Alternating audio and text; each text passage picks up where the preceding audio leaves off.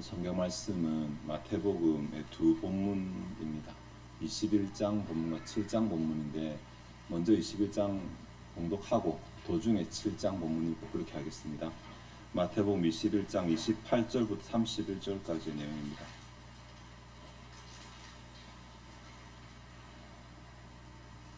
마태복음 21장 28절에 31절까지 제가 먼저 봉독하겠습니다. 그러나 너희 생각에는 어떠하냐? 어떤 사람에게 두 아들이 있는데 맏아들에게 가서 이르되 예 오늘 포도원에 가서 일하라 하니 대답하여 이르되 아버지 가겠나이다 하더니 가지 아니하고 둘째 아들에게 가서 또 그와 같이 말하니 대답하여 이르되 실소이다 하였다가 그 후에 뉘우치고 갔으니 그 둘 중에 누가 아버지의 뜻대로 하였느냐? 이르되 둘째 아들이니이다. 예수께서 그들에게 이르시되 내가 진실로 너희에게 이르노니 세리들과 창녀들이 너희보다 먼저 하나님의 나라에 들어가리라. 아멘. 오늘 그 설교 제목 자체 신앙의 이중성이라는 말이 들어 있습니다. 뭔지 다 아실 것입니다. 신앙의 이중성은 불신앙은 아닙니다. 신앙이 없다는 말은 아닌데 신앙이 있기는 한데 이중적이라는 이야기니까 이게 말 다르고 행동 다른 신앙을 말하는 것입니다. 사실 이제 입술은 거룩한데 삶이 그렇지 못한다거나 주일날 예배 시간에 보이는 내 모습하고 실제 6일 동안 삶 가운데서 보이는 내 모습이 차이가 많이 날 때 이것을 신앙의 이중성 혹은 이중적인 신앙이라고 그렇게 말합니다. 어떤 사람들은 말하기를 이 시대의 가장 큰 특징이 신앙의 이중성이라고 이렇게 말하기는 합니다. 근데 참 사람들이 한국 교회를 평가할 때 신앙의 이중성이 참 보편적이라고 평가는 하지만 막상 문제는 자신은 또 그렇게 신앙이 이중적이지 않다고 생각하는 것입니다. 물론 내가 부족한 면은 있지만 그래도 나 나름대로는 좀 신앙생활 하고 있다고 이렇게 생각을 하는 이 모순이 있습니다. 한국 교회는 대부분 다 이중성인데 나는 아니라고 생각하는 사람들이 또 대다수라는 점은 뭔가 우리가 생각하는 가치관이 잘못되었을 수 있다라는 것이라서 오늘 우리는 신앙의 이중성이라는 것과 관련해서 성경이 우리에게 주는 교훈을 가지고 자신을 한번 좀 평가해보고 점검해 보았으면 좋겠습니다. 일단 기본적으로 성경은 신앙의 이중성에 대해서 굉장히 부정적입니다. 신구약 가릴 것 없이 굉장히 많이 자주 나오는데 대표적인 예를 몇 가지만 제가 읽어드리겠습니다. 이사야서 29장 13절에 주께서 이르시되 이 백성이 입술로는 나를 가까이하며 입술로는 나를 공경하나 그들이 마음은 내게서 멀리 떠났으니 이거 신약에도 몇 번 반복되어 나오는 말씀이죠. 야고보서 1장 22절에 너희는 말씀을 행하는 자가 되고 듣기만 하여 자신을 속이는 자가 되지 말라. 요한일서 3장 18절에 자녀들아 우리가 말과 혀로만 사랑하지 말고 행함과 진실함으로 하자라고 말해서 성경은 전체적으로 다 어떻게 말만 하는 신앙이 아니라 말과 행동이 같이 나타나는 혹은 언행이 일치하는 신앙을 우리에게 교훈하고 있다고 말할 수 있습니다. 예수님도 이 부분에 대해서 정말 자주 강조하시거든요. 자주 강조하시는데 오늘 그 예수님의 교훈 가운데서 두 본문만 우리 함께 생각을 해보려고 합니다. 둘 다 비유인데 마태복음 21장에 나오는 비유는 방금 전에 제가 봉독했던 것이죠. 한 아버지와 두 아들에 관한 비유고 마태복음 7장은 산상수훈의 결론에 해당되는 부분인데 거기도 집을 짓는 비유로 나옵니다. 두 본문이 공통적으로 우리에게 교훈해 주면서도 각각의 본문이 전하는 포인트가 다르기 때문에 같이 생각을 해보도록 하겠습니다. 먼저 살펴볼 본문이 마태복음 21장의 본문인데 한 아버지에게 두 아들이 있었습니다. 그래서 두 아들에게 너 오늘 포도원에 가서 일하라 라고 말하는데 두 아들이 반응이 정반대였다라는 내용이 나옵니다. 첫째 아들은 가서 예 가겠습니다 라고 말하고 가지 않았고 둘째 아들은 실소이다 라고 말하고 뒤에 갔다라는 내용인데 별거 아닌 내용이죠. 그죠? 그런데 이 내용이 사람들에 있어서 이게 먼저 하나님을 더 잘 아는 유대인 지도자들하고 뒤에 보면 세리와 창기가 나오니까 하나님 앞에 버림받은 별로 이렇게 취급받지 못하는 이 두 사람의 우위를 예수님께서 강조하신 것이라고 많이 해석하시는데 사실은 좀 그렇지는 않습니다. 원문으로 보면 첫째와 둘째의 답과 행동이 전혀 반대로 나오는 본문이 굉장히 많거든요. 첫째가 싫습니다라고 갖고 둘째가 가겠습니다고 안 갔다라고 기록하는 본문도 굉장히 많습니다. 사본들에. 그래서 첫째와 둘째의 우위를 가리는 본문은 아니고 하나님의 명령 앞에서 아버지의 명령 앞에서 나타나는 두 가지 잘못된 행동의 모습을 우리에게 보여주는 것이라 할 수 있습니다. 먼저 둘 다 잘못했어요. 잘못했고 가겠습니다 하고 가는 게 제일 정답이잖아요. 근데 가겠습니다 하고 안 간 것도 잘못이고 싫습니다 말한 것도 잘못이기 때문에 다 부족한 자들의 모습에 대해서 말을 하고 있습니다. 그런데 한글 성경 기준으로 첫째는 아버지 가겠습니다 라고 대답을 했다고 나오잖아요. 근데 원문을 보면 아버지라는 말도 없고 가겠습니다 라는 말도 없습니다. 특이하죠. 원문에 뭐라 되어 있냐면 주여 제가 이렇게 원되어 있습니다. 아버지를 주라고 부른다는 것도 특이하죠. 아버지라는 단어가 있는데도 주여라고 불렀고, 그리고 가겠습니다 대신에 제가라고 하는 1인칭 대명사를 사용하고 있습니다. 1인칭 대명사는 강조할 때 보통 쓰거든요. 안 써도 되는데 1인칭 대명사를 썼다는 것은 주격인 경우에는 강조를 하기 위해 사용하는데, 그럼 제가 되니까 제가 가죠 뭐 이 정도 말 될 것입니다. 근데 주여라고 쓴 것도 어떻게 봐야 되는가? 아버지라고 하면 굉장히 친밀한 표현인데 아버지라고 하지 않고 주라고 했다는 것은 굉장히 권위를 드러내는 표현이라고 할 수 있습니다. 아버지의 권위를 최대한으로 존중하고 드러내는 것이니까 그냥 말 속에 아버지의 권위를 굉장히 존중하고 드러내고, 그리고 자기가 하겠다라고 내가 하겠다라고 이렇게 굉장히 적극적인 모습으로 말을 했습니다. 근데 행동은 아니었잖아요. 가지 않았습니다. 둘째는 실소이다라고 말합니다. 실소이다, 싫습니다라고 말했습니다. 실제로 나는 그 하기 싫어요라고 말했거든요. 근데 첫째의 답변하고 둘째의 답변이 조금 포인트가 다른데, 둘째의 답변은 굉장히 감정 중심입니다. 싫다는 거잖아요. 제가 왜 갑니까? 하겠습니다, 안 하겠습니다도 아니고, 옳습니다, 그렇습니다도 아니고, 좋습니다, 싫습니다의 카테고리로 대답을 했으니까 이거 감정적으로 대답을 한 것이거든요. 어떻게 보면 좀 솔직할 수도 있어요. 근데 보면 뒤에 뉘우치고 갔다라고 이렇게 성경은 기록을 하고 있습니다. 자, 우리가 살펴볼 것은 이 가겠습니다 혹은 주인이여 제가 가죠 뭐 제가 이렇게 아주 막 나서듯이 이렇게 한 첫째의 답변하고 행동 사이, 그리고 실소이다라고 말하고 갔던 둘째의 답변하고 행동 사이 부분을 조금 생각해야 되는데, 접속사거든요. 접속사. 둘 사이에 기록된 접속사가 다릅니다. 우리 같으면 가겠습니다 그러나 가지 않았다, 싫습니다 그러나 갔다 이렇게 하는 게 맞을 것 같잖아요.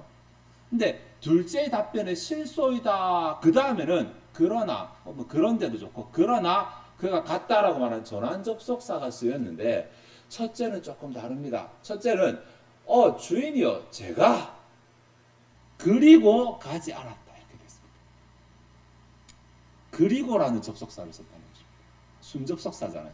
네, 이게 별거 아닌 것 같지만은 분명히 그의 말과 행동은 달랐는데 전혀 반대였는데 왜 접속사는 그 반대의 뉘앙스로 이렇게 전하지 않고 같은 편에 있는 것이 계속 이어지는 그리고라는 접속사를 썼을까라는 것입니다. 이해되십니까? 둘째도 그렇게 썼으면 말하는 방법이 이런가 보다, 예수님께서 지금 이렇게 말씀하시면 되겠네. 둘째는 분명히 제대로 썼거든요. 둘째는 말과 행동이 바뀌었을 때 그런데 행동은 다르겠다라고 제대로 썼는데, 첫째는 안 그랬다는 거예요. 이게 뭘 말하냐면 지금 첫째는 크게 흐름에 있어서 달라진 바가 없다라는 얘기입니다. 둘째는 흐름에서 달라서, 왜냐하면 뒤에 뉘우치고라는 표현이 있거든요. 뉘우치고. 그러니까 처음에 마음먹은 바하고 뒤에 마음먹은 바가 완전히 달라졌다라고 하는 게 본문에 나오는데, 첫째는 말할 때나 행동할 때나 크게 마음 자세가 달라지지 않았다라는 것을 보여줍니다. 그럼 어느 게 진짜 마음일까요? 주여 제가 가죠 제가, 이게 진짜 마음일까요? 가지 않았다가 진짜 마음일까요? 바로 드러나시잖아요. 가지 않은 게 진짜 마음이에요. 가지 않은 게 진짜 마음인데, 근데 말은 굉장히 번지르르하게, 굉장히 기분 좋게, 굉장히 그럴듯하게 지금 답을 했다는 것입니다. 첫째의 가치관을 세우고 있어요. 그는 처음부터 갈 마음이 없었어요. 갈 생각이 없었는데 아버지 앞에서만큼은 어차피 안 갈 건데 말이라도 아버지를 기쁘게 해주자는 것인지, 아버지 듣기 좋은 말을 해줍니다. 근데 이게 실제 이야기가 아니라 비유잖아요. 비유. 실제 모습이 아니라 비유니까 예수님께서는 이 비유를 통해서 실제 어떤 대상들의 모습을 꾸짖고자 하시는 것이거든요. 아마 당시 유대 지도자들, 레위인들, 또 바리새인들 이런 사람들이겠죠. 말로는 굉장히 정말 하나님을 기쁘시게 하는 것처럼 하지만 실제 그들이 마음속에는 하나님을 경외함이 없는, 공경함이 없는, 실제로 그들의 삶이 나타나는데 예수님께서 그것을 아예 인정 안 하시니까 그들이 마음이 들어있지 않는 행동들만 하니까 마음은 실제로 없는, 이것을 아마 예수님께서 꼬집어내시는 것이거든요. 그럼 이것이 그때 그들만 예수님께서 지적하시는 것일까? 오늘 우리 모습도 마찬가지일 것입니다. 기도할 때는 굉장히, 또 찬양할 때는 굉장히, 교회에서 내 모습을 굉장히 하나님을 기쁘시게 하는 것처럼 보이는데 정작 내 마음 중심에는 실제로 내 삶 가운데 하나님을 기쁘시게 하자는 마음이 없는 거예요. 그러니까 밖으로 나가면, 집으로 돌아가면, 세상으로 들어가면 하나님을 기쁘시게 하는 행동이 나타나잖아요. 기본적으로 이런 부류의 신자들의 마음은 하나님을 기쁘시게 해드리는 마음이 없습니다. 말은 하나님 중심이지만 행동은 자기 중심이에요. 둘째로 보면 말은 자기 중심이 싫다라고 자기 중심이었는데 결국 행동은 하나님 중심이잖아요.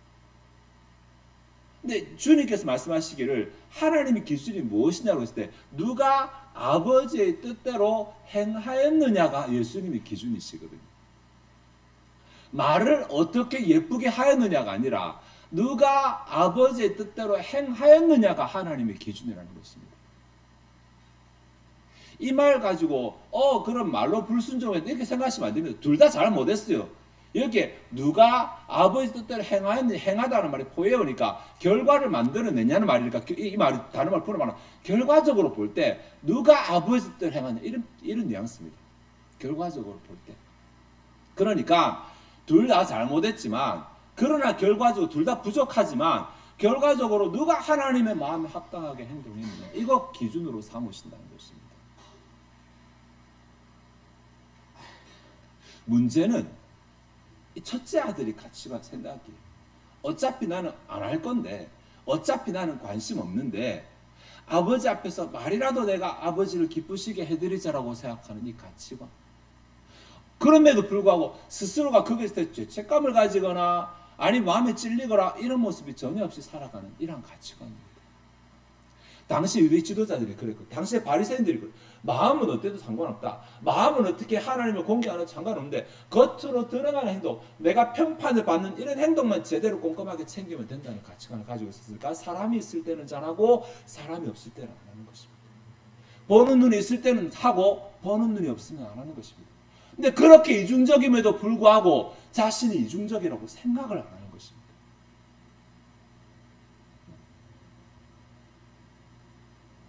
근데 하나님께서는 어디를 기준으로 보시냐면 사람들 볼 때 교회 앞에서 보이는 내 행동이 아니라 실제로 아버지 뜻대로 행했는지 안 했는지 실제로 내 삶 가운데 말씀을 순종하는지 안 하는지 이것 가지고 평가하신다고 말하니까 하나님 눈에 내가 어떻게 보일까는 이 자리의 모습이 아니라 내가 제일 이쁜 모습으로 하나님께 드리는 찬양하는 기도하는 이런 모습이 아니라 실제로 내가 삶 가운데 어떻게 살아가는가 가지고 하나님 나를 평가하신다는 것입니다.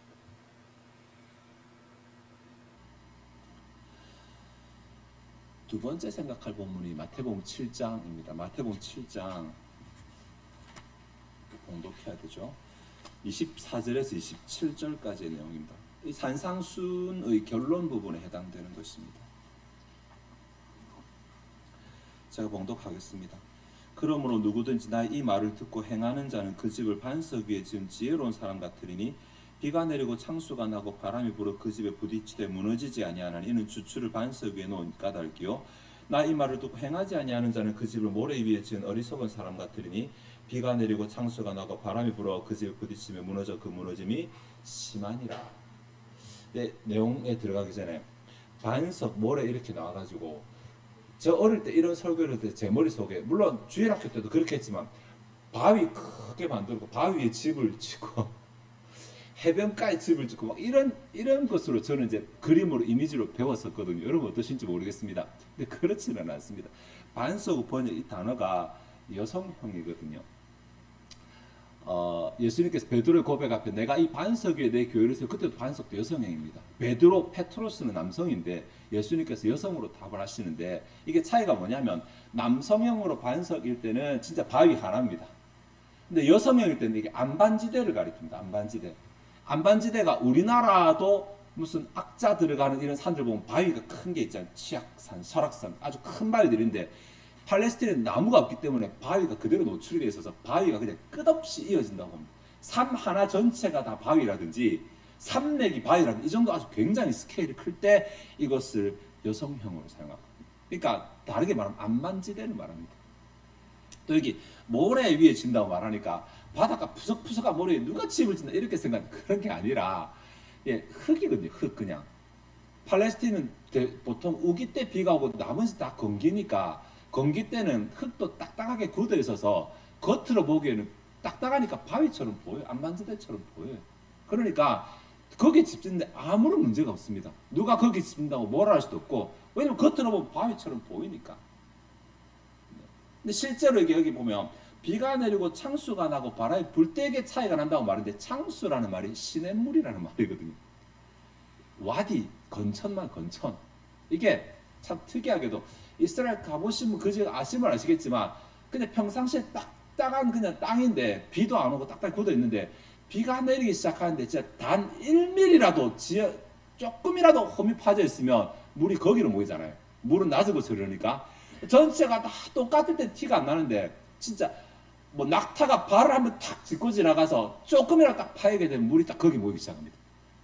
그때부터 그 자리에 파이기 시작하는데 걷잡을 수 없이 파입니다. 비가 내릴 때 순식간에 반나절만이라도 수직으로 이렇게 크랙이 생기듯이 걷잡을 수 없이 땅을 싹 파고 내려갑니다. 아주 독특한 지형이. 우리는 잘 그렇지 않잖아요. 우리는 그냥 땅이 비를 머금어 가지고 있다가 왕창 무너지는데 이곳은 그렇지 않습니다. 그런 얘기거든요. 근데 이 비유 잘 아시잖아요. 그냥 나 이 말을 듣고 이건 그대로인데 듣고 행하는 사람과 행하지 않는 사람을 비교하는데 행하는 사람은 행할 때마다 마치 반석에 집을 짓는 것처럼 말하고 행하지 않을 때마다 모래에 집을 이렇게 말하는데 실제로 그렇지 않습니다. 그 얘기 아닙니다. 그 얘기. 왜냐하면 이 본문이 한글로 번역되면서 완전히 사라진 내용이 있는데 시제가 완전히 사라졌어요. 시제가.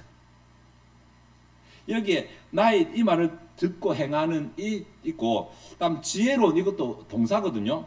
다음 집을 짓는 이것도 동사입니다. 이 동사들이 시제가 다 달라요. 복잡하니까 좀 쉽게 설명드리겠습니다. 나 이 말을 듣고 행하는 행하지 않는 시제는 현재형입니다. 지혜롭다 어리석다는 미래형입니다. 반석 위에 지어 모래에 지은 이것은 과거형입니다. 아주 복잡하죠. 네, 그냥 한번 딱 읽으세요. 이게 무슨 말이지? 이해 못할 정도로 복잡합니다. 풀어서 제가 설명하겠습니다. 그러니까 행하고 행하지 않는 것은 지금 이제 조건이니까 지금 우리들의 모습을 말하는 거잖아요. 근데 우리들의 모습이 집을 짓고 안 짓고가 우리가 지금 지은 것이 아니라 과거에 지어놓은 집 두 채를 가지고 비교하시는 것입니다. 과거에 안반지대에 지어놓은 집 있지, 그리고 과거에 저기 단단해 보이지만 모래 집안 위에 지은 집 있지, 이 두 채를 가지고 예수님 비교하시는데, 근데 지혜롭다 어리석다는 지금이 아니라 집을 지을 때 지혜롭다 어리석다가 아니라 나중이 되면 그가 지혜로운지 어리석은 건지가 드러나게 된다는 말입니다. 지금은 안 드러납니다.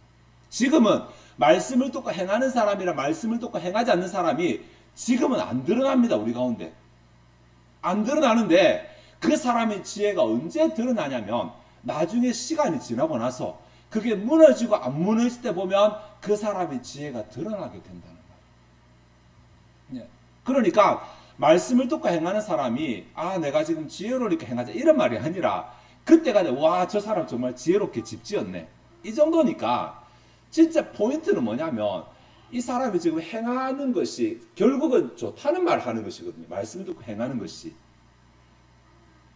이해가 되시죠? 마치 반석 위에 지은 집 보이지? 모래 집안 위에 지은 집 보이지? 지어놓은 저 집들이 지금은 티가 안 나는데 나중에 비가 내리고 창수가 날 때 드러난 것처럼 사실 이도 과거로 되고 드러나는 것처럼 막상 지금은 우리가 드러나지 않는데 우리가 행하는 자와 행하지 않는 두 부류가 드러나지 않는데 나중에 시간이 되면 언젠가는 그것이 드러나게 될 것인데 지혜롭고 어리석을 표현하니까 그렇지만 어리석으면 분명해요. 집이 무너지는 것으로 말합니다. 집이 무너지는 것으로. 네. 무너지는 것으로 그 사람이 참 어리석게 살았구나라는 것이 드러나게 되고 집이 무너지지 않는 것으로 이 사람이 제대로 살았구나라는 것이 드러나게 된다는 말. 그렇게 하는 것입니다. 근데 그 지혜라는 말을 썼어요.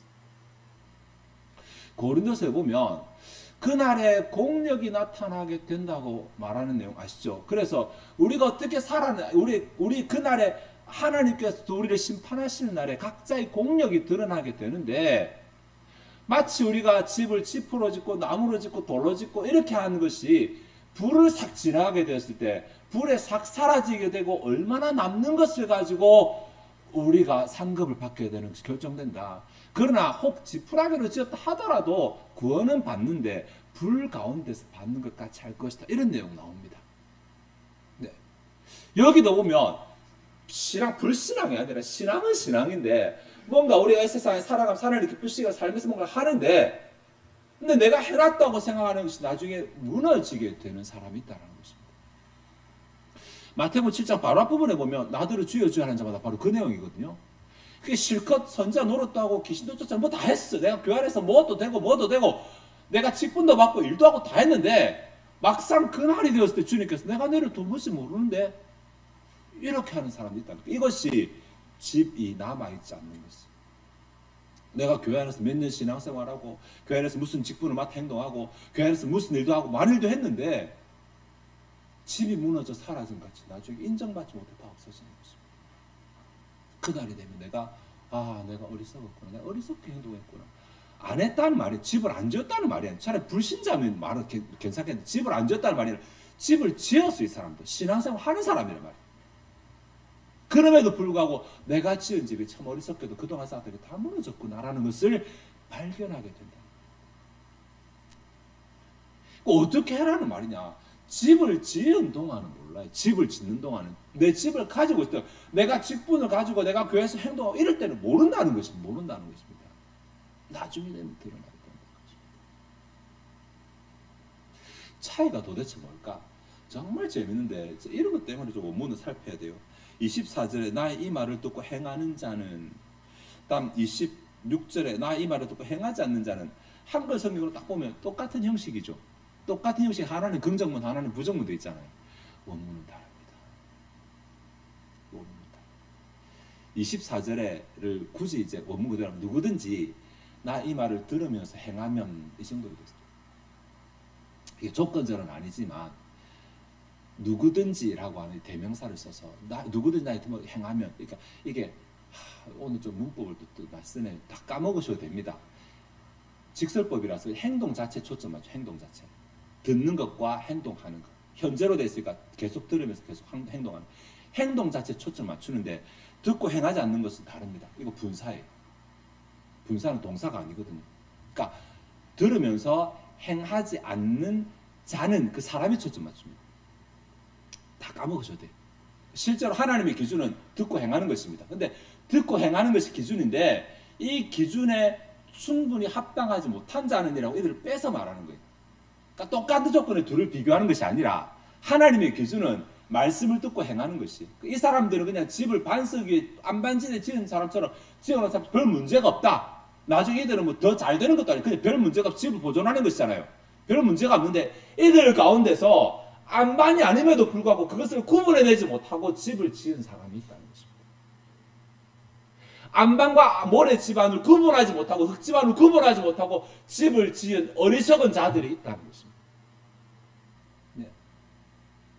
집을 지었으니까 이들도 똑같이 행동하고 함께 다 행동하는데 그러나 구분하지 못하고 집을 지은 사람들이 있는데 뭐 선자 노릇하고 귀신도 쫓아내고 또 아버지 뭐 이것도 저것도 다 했다고 하는 사람들인데 그것이 아버지의 뜻대로 했는지 아닌지를 구분하지 못했다는 것입니다.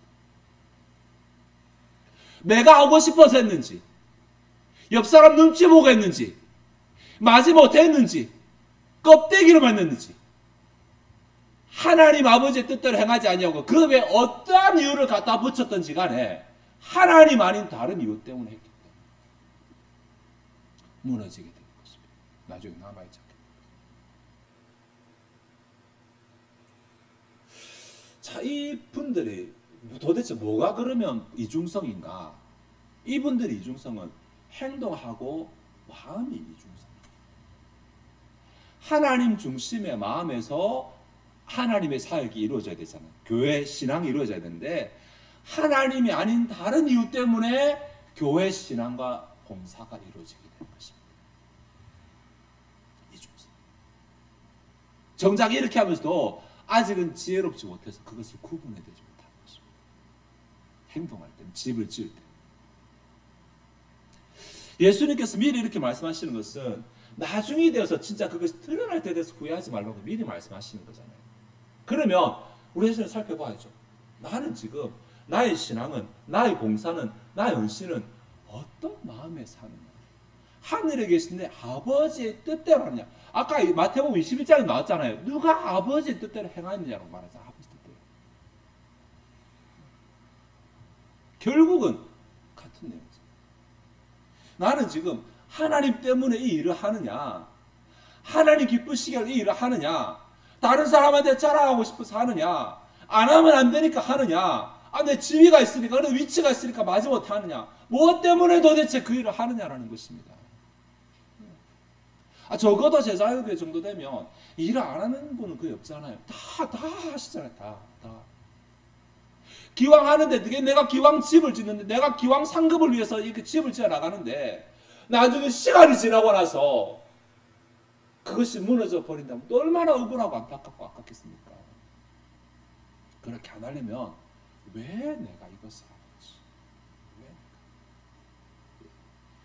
아니, 우리 가운데 뭐 안 하시는 분이라면 하자라고 제가 권면해야 되는데 다 하시는 분들이기 때문에 내가 기왕 하는데 왜 내가 이 일을 하는지, 사람이 좋아서 하는지, 눈치 때문에 하는지, 내 집이 때문에 하는지, 무엇 때문에 하는지, 평판 때문에 하는지, 무엇 때문에 하는지, 하나님 때문에 하는 것이다. 시크하고도 다른 사람은 덕을 보고 하나님은 하나님을 했으면 시크하고도 결과적으로 나만 재배되고 나만 결과에 기쁨이 있어야 돼. 이런 억울한 일은 없어요.